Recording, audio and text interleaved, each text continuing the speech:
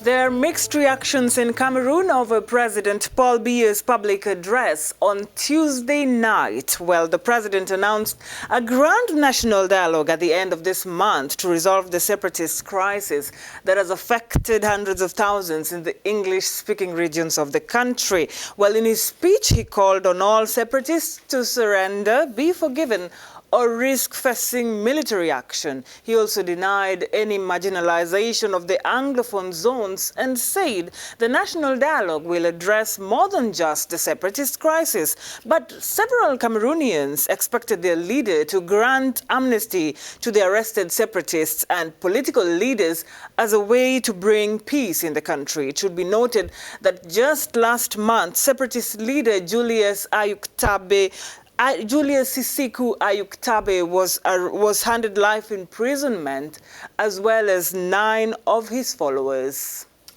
And to discuss it further, we are joined by Nathalie Wakam, editor-in-chief of Africanews, on phone from Yaoundé in Cameroon. Good morning, Nathalie. This speech... Bonjour, oui, ça va également, Linette. Merci de me recevoir sur votre plateau. D'accord. Nathalie, ce discours du président speech by President Paul Biya contrasts in several points with those made earlier in this quest for peace.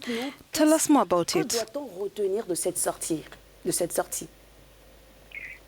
The Cameroonian President Paul Biya's speech was based around a single point, the ongoing crisis in the Anglophone regions of his country, and from the speech of almost half an hour, the highlight was the announcement on holding a national dialogue during this month of September.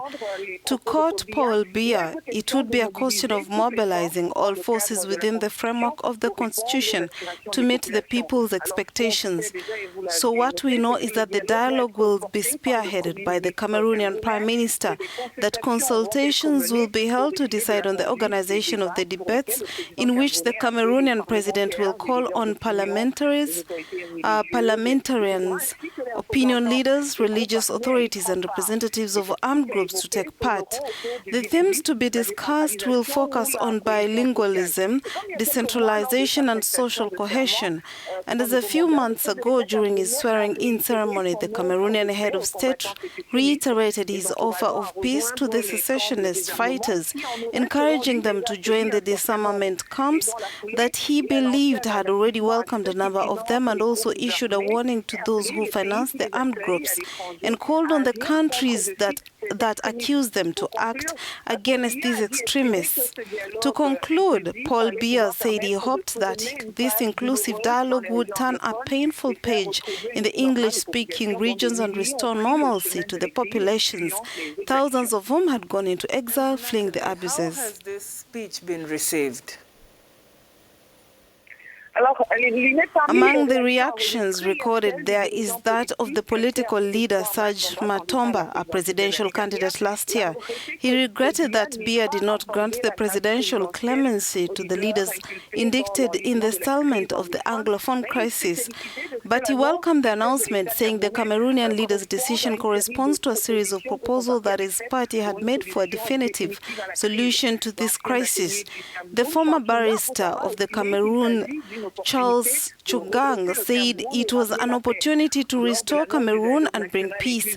Apart from the announcement of the inclusive national dialogue that Cameroonians and even international partners were asking for, Paul Biya expressed his willingness to fight against corruption, the development of issues that are dear to him, such as integrity of the country, and the condemnation of radical movements that have devastated the trade unions' demands to stop the partition of the country.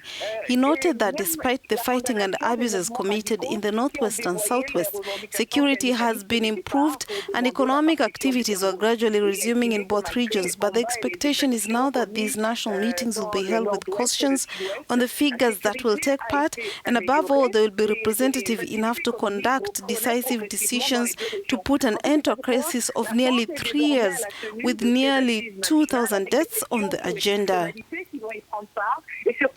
Seront-elles assez consensuelles pour mener des discussions déterminantes pour mettre fin à une crise de près de 3 ans, avec près de 2000 morts déjà enregistrés au compteur?